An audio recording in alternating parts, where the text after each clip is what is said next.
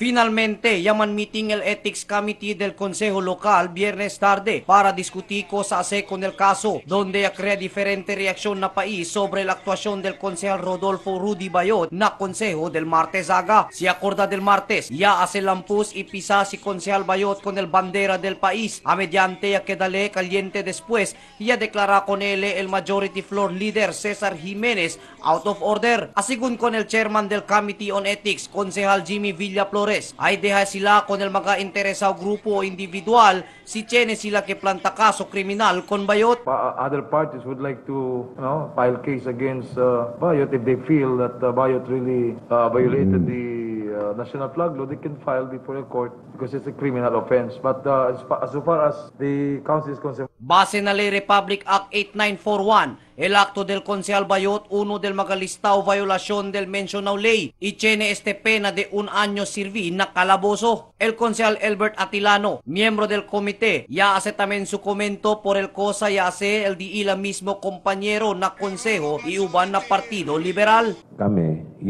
Tapi kura kita ase subil bandera na otro nasyon para liaba honor para na jaton nasyon as a whole, no? Lepe ara aquí mismo na jaton institusyon, ya sucede kel. Además, ay diskuti lang el committee si cosa puede sila hacer con concejal Bayot sobre su malactuación para con otro concejal y con el consejo, el abogado concejal Romel Agan, un partimate también del concejal Bayot, yan enumerate con el posible pena base na house rules del consejo on violative decorum. Violative decorum during the session.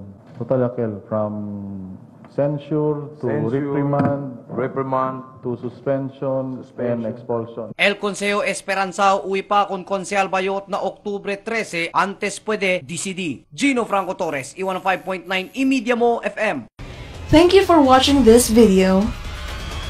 Like us on Facebook for more news update. iMedia Mo official Facebook page. Follow us on Twitter at iMedia Mo.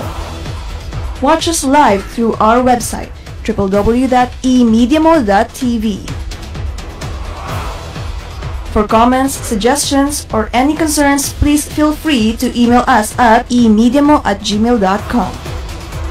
You may subscribe on our YouTube channel, youtube.com/emediazamboanga. Subscribe now